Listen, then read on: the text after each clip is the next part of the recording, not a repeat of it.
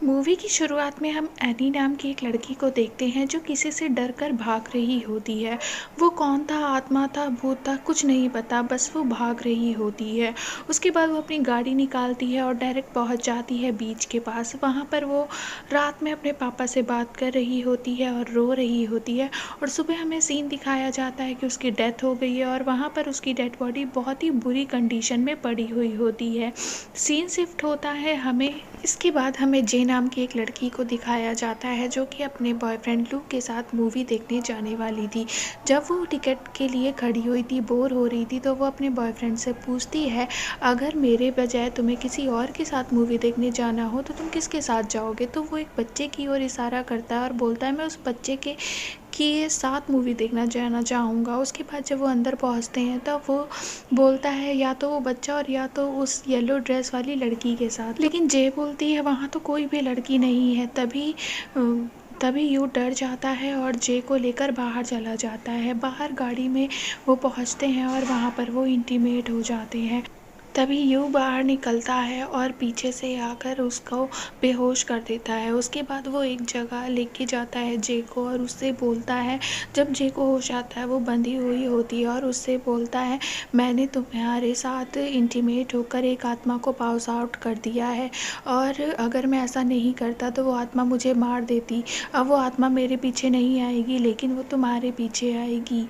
अब वो तुम्हें कुछ भी कर सकती। तुम्हारे पास केवल दो रास्ते हैं, या तो किसी के साथ इंटीमेट होकर उसके ऊपर पास आउट कर दो और दूसरा रास्ता ये है कि तुम भागती रहो, क्योंकि अगर तुम उसके हाथ में आ गई तो वो तुम्हें मार देगी। जैसे ही तुम्हारी डेथ होगी वो आत्मा फिर से मेरे पास आ जाएगी। अगर तुम इससे बचना चाहती हो तो तुम्हें ये फिजिकल होना पड़ेगा किसी और के साथ और उसको आगे पास आउट करना पड़ेगा, तभी वो तुम्हारा पीछा छोड़ेगी। उसी टाइम हम देखते हैं कि एक आत्मा जे की तरफ बढ़ने लगती है और यू उसको देख लेता है। यू तुरंत जे को लेकर उसे हॉस्पिटल पहुंचा देता है। हॉस्पिटल में पुलिस वाले आते हैं और उसका बयान लेते हैं और जे पुलिस वालों को सारी बात बताती है। पुलिस वाले वहाँ उसकी गाड़ी के पास जाते हैं यू को ढूंढने की कोशिश करते हैं लेकिन यू उन्हें कहीं भी नहीं मिलता।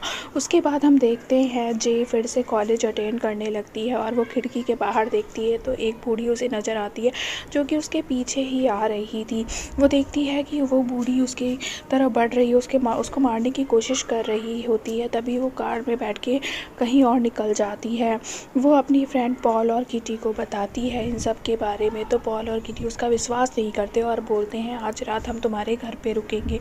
तभी वो दोनों घर पर आ जाते हैं और उनको कांच टूटने की आवाज़ आती है। तब पॉल जाके देखता है तो एक आत्मा जे की तरफ बढ़ रही होती है। केवल जे ही उनको देख पाती है, पॉल और किटी उनको नहीं देख पाते और जे उससे बचते हुए साइकिल से बहुत दूर निकल जाती है। वो काफ़ी दूर पहुंचती है तभी सारे फ्रेंड भी आ जाते हैं उसके और ग्रांट भी आ जाता है। उसके बाद सभी लोग मिलकर यू के घर जाते हैं। वहाँ पर खंडर पड़ा रहता है, वहाँ कोई नहीं रहता। उसके बाद वहाँ पर उन्हें एक फ़ोटो मिलती है जो कि बहुत पुरानी होती है और उसके स्कूल की फ़ोटो होती है। उसकी टी शर्ट से वो उसके स्कूल का पता लगा लेते हैं और उसके स्कूल पहुँचते हैं जहाँ से लोगों को यू के बारे में इंफॉर्मेशन मिल जाती है। उसके बाद सभी लोग यू के घर जाते हैं। वो सभी से सॉरी बोलता है और बोलता है, मेरी ज़िंदगी का सवाल था जो मैंने जे के साथ ये सब किया, अगर मैं नहीं करता तो मेरी जान चली जाती। अब जे के पीछे वो आत्मा आएगी लेकिन मैं नहीं जानता कि क्या तरकीब है और उसे क्या करना चाहिए। इसके बाद ग्रांट सभी लोगों को लेकर अपने फार्म हाउस पहुँचता है। उसे लगता है कि आत्मा यहाँ नहीं आ पाएगी लेकिन आत्मा वहाँ आ जाती है और जे के बालों को खींचने लगती है। तभी पॉल हवा में चेयर मारने लगता है और वो आत्मा पॉल को एक लात मार देती है। पॉल दूर जाके गिरता है। इसके बाद जे गाड़ी लेकर निकल जाती है और उसका रास्ते में एक्सीडेंट हो जाता है। उसके बाद सभी फ्रेंड्स उसे हॉस्पिटल में ले जाते हैं। फिर उसके बाद ग्रांट जो कि जे को पसंद करता था और वो उसके साथ इंटीमेट हो जाता है और 2-3 दिन हो जाते हैं लेकिन ग्रांट कहता है कि मुझे ऐसा कुछ भी फील नहीं हुआ कि आत्मा मेरे पीछे है, जे तुम्हारा ये सब वहम होगा। जे को भी लगता है शायद उसका वहम होगा।